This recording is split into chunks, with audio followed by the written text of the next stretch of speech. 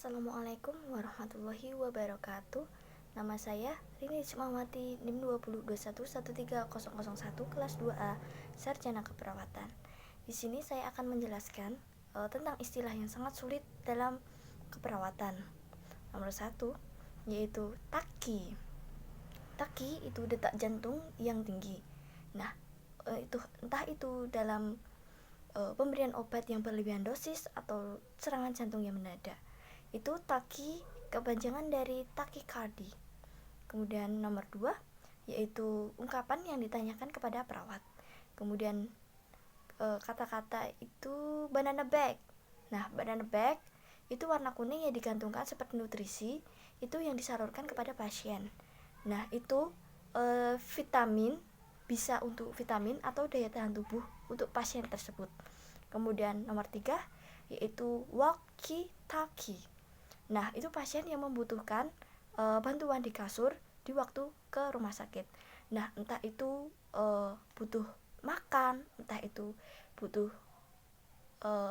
untuk mengantar ke toilet atau hal yang lainnya. Kemudian nomor 4 yaitu total.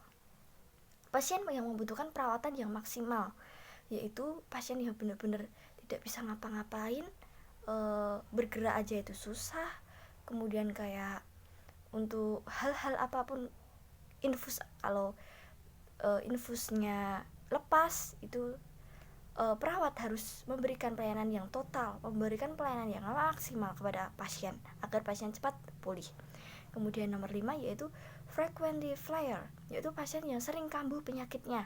Nah, untuk pasien yang sering kambuh penyakitnya itu bisa jadi asma, bisa jadi asam lambung. Nah, itu pasien yang kalau mengonsumsi makanan yang tidak bisa dijaga, konsumsi makanan dengan tidak sehat, tidak baik lagi, atau tidak sesuai dengan aturan-aturan, akan mengalami penyakit yang kambuh. Kemudian nomor 6 yaitu sundowning. Nah, ini pasien orang tua yang sudah sepuh, terjadilah kayak orang bingung, orang linglung, karena sensor memorinya udah berkurang, kemudian motoriknya dalam otak udah menurun. Jadinya pasien orang tua tersebut akan sangat terikat dengan pasien, harus saling menasihati, kemudian saling mengarahkan. Kemudian nomor 7 yaitu NPO. Nah, tidak boleh dipakai untuk mulut. Kalau ada pasien NPO berarti tidak boleh pakai treatment yang pakai mulut seperti obat dan sirup. Kemudian nomor 8 ya HET. Kemudian semacam wadah yang berada di kamar mandi, digunakan untuk orang yang sedang pipis. Nah, ini suatu wadah ini jika pasien yang dipasang kateter, kemudian jika sudah selesai untuk bisa pipis sendiri, nah itu biasanya pipisnya melalui seperti wadah. Nah, itu pipisnya di situ. Jadi kayak itu untuk menampung pipisnya. Kemudian nomor 9 WNL, within normal limit. Nah, ini dalam keadaan batasan normal biasanya terdapat di rekam medis. Kemudian nomor 10 kode Brown, yaitu terjadi pada pasien yang tiba-tiba akan BAB di tempat tidur. Nah, jadi ini kayak seperti diare, kemudian terjadi masalah pada pencernaan, makan makanan yang sembarangan. Nah, itu mengakibatkan perut menjadi mulas. Nah, jadi ingin sekali BAB secara mendadak.